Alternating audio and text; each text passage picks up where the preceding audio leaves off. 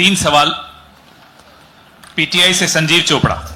या Rahul ji, this side. या राहुल जी इधर। हाँ, कहाँ है? To your right. हाँ, हेलो। राहुल जी, आज आपने नया खुलासा किया है कि कैसे वोट चोरी हो रही है। आपने पहले भी महादेवपुरा के बारे में बताया कि कैसे एडिशंस हो रही हैं, अब आपने बताया कैसे डिलीशंस हो रही हैं। लेकिन देखने में ये आ रहा है कि इलेक्शन कमीशन इस पे कोई एक्शन नहीं ले रहा और आगे चल के वो तैयारी कर रहे हैं पूरे देश में एसआईआर लाने की। तो आप इस मुहिम को आगे कहां तक ले जाएंगे और एसआईआर के बारे में क्या करने वाले हैं? देखिए, हम आपके सामने क्रिमिनलिटी रख रहे हैं। हमारा काम आपके सामने सच्चाई रखने का है और हम रख रहे हैं।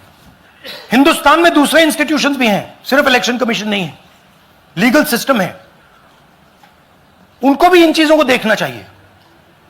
यहां पे हम चीफ इलेक्शन कमिश्नर के बारे में ब्लैक एंड व्हाइट कह रहे हैं। आपने कहा कि हमने एडिशन डिलीशन दिखाया। पहले प्रेजेंटेशन में मैंने एडिशन दिखाया था, अब हमने डिलीशन दिखाया है, मगर हमने एक और चीज जोड़ दी है। एडिशन और डिलीशन का सिस्टम, उसका स्ट्रक्चर, उसका तरीका। और हमने यह दिखाया है कि जो डिलीट कर रहा है, जो ऐड कर रहा है, महाराष्ट्र में, कर्नाटक में, यूपी में, वो एक ही आदमी है, एक ही फोर्स है। हमने आपको वो एड्रेसेस दिखाए। Same system is being used in Maharashtra, is being used in Karnataka, is being used in Uttar Pradesh, is being used in Haryana. Same people are doing it. Say Siddharth, ANI. Sir, this side sir. हाँ sir, on your left sir. हाँ, on your left, this side sir, on your left. Sir, मेरा आपसे सवाल ये है कि जब आप कह रहे हैं कि ज्ञानेश कुमार जो चीफ इलेक्शन कमिश्नर है, उन्हें पता है ये कौन कर रहा है, हाँ, और ये पॉलिटिकल फायदा जरूर किसी को हो रहा है। आप कह रहे हैं कांग्रेस के बूथ के ऊपर ही हाँ, सारे वोट्स डिलीट किए जा रहे हैं, तो वो कौन लोग आपके हिसाब से हैं जिनको ये फायदा पहुंच रहा है?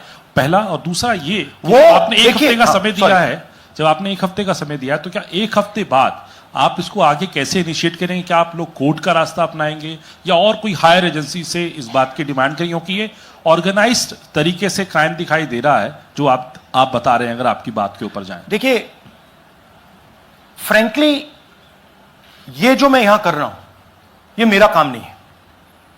मेरा काम डेमोक्रेटिक सिस्टम में पार्टिसिपेट करने का है। मेरा काम डेमोक्रेटिक सिस्टम की रक्षा करने का नहीं है। वो काम हिंदुस्तान के इंस्टीट्यूशंस का है। वो काम वो नहीं कर रहे हैं, इसलिए मैं कर रहा हूं। अब मैं आपको यह कह सकता हूं कि हमने आपको 2 बार सबूत दिखाया है, और जब हम ये प्रेजेंटेशंस खत्म करेंगे, इसमें लगेंगे 2-3 महीने, जब हम ये खत्म करेंगे, आपके माइंड में कोई डाउट नहीं होगा कि हिंदुस्तान में state after state, Lok Sabha after Lok Sabha चोरी हो रही है। तो मेरा काम सच्चाई दिखाने का है। मैं हिंदुस्तान की जनता को, हिंदुस्तान के युवाओं को सच्चाई दिखा सकता हूं। यह मेरा काम है। उनकी जो इंटरेस्ट है, क्योंकि ये जो कॉन्स्टिट्यूशन है, ये हिंदुस्तान की जनता का रखवाला है, प्रोटेक्टर है, और मैं इसकी प्रोटेक्शन कर रहा हूं। इसकी प्रोटेक्शन करने का काम हिंदुस्तान के इंस्टीट्यूशंस का है, हिंदुस्तान के ऑपोजिशन लीडर का नहीं है, मगर इंस्टीट्यूशंस नहीं करने हैं। अच्छा, एक इंटरेस्टिंग बात आई है जो मैं आपको बताना चाहता हूं कि इलेक्शन कमीशन के अंदर से हमें मदद मिलनी शुरू हो गई है। मैं साफ बोल देता हूं, इलेक्शन कमीशन के अंदर से, पहले नहीं हो रहा था, अब इलेक्शन कमीशन के अंदर से इंफॉर्मेशन आ रही है। यह रुकेगा नहीं, यह रुक नहीं सकता है, क्योंकि हिंदुस्तान की जनता इस बात को एक्सेप्ट नहीं करेगी। एक बार हिंदुस्तान की जनता को, हिंदुस्तान के युवाओं को पता लग गया कि वोट चोरी हो रही है, उनकी शक्ति लग जाएगी। आईएएनएस से आलोक झा, इस तरह से नहीं प्लीज। आईएएनएस से आलोक झा।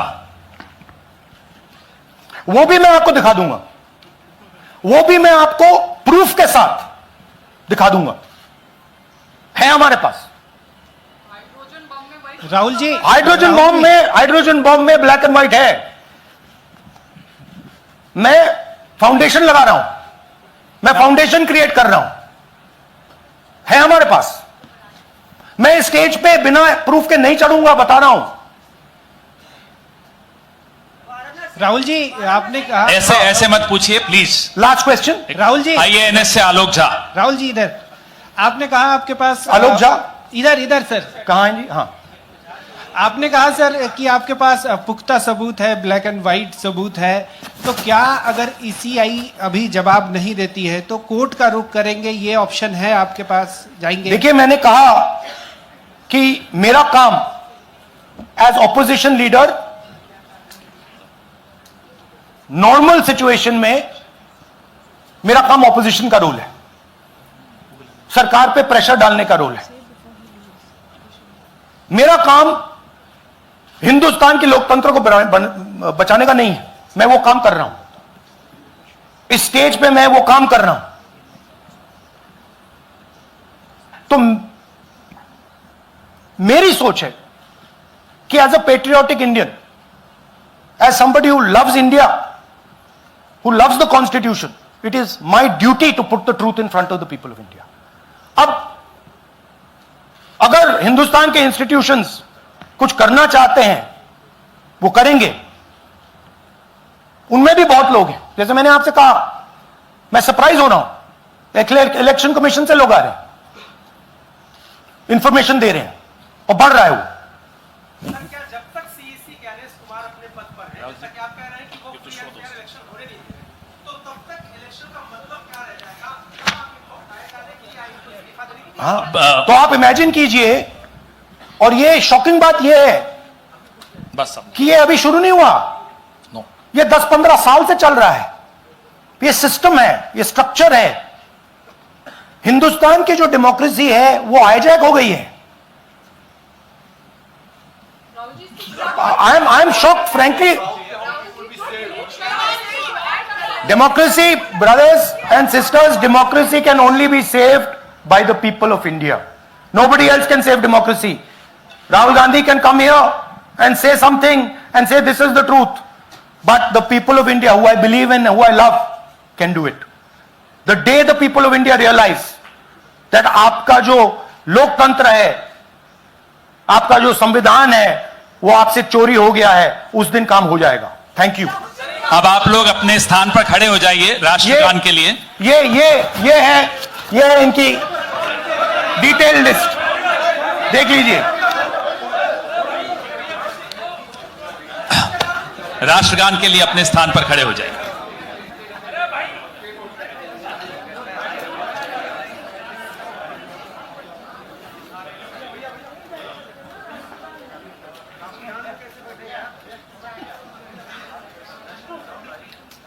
भारत भाग्य विधाता, पंजाब सिंध गुजरात मराठा, द्राविड उत्कल बंगा, विंध्य हिमाचल यमुना गंगा, उच्चल जलधि तरंगा, तव शुभ नामे जागे, तव शुभ आशीष मांगे, गाहे तव जय गाथा, जन गण मंगलदायक जय हे भारत भाग्य विधाता, जय हे जय हे जय हे जय जय जय जय हे। Thank you.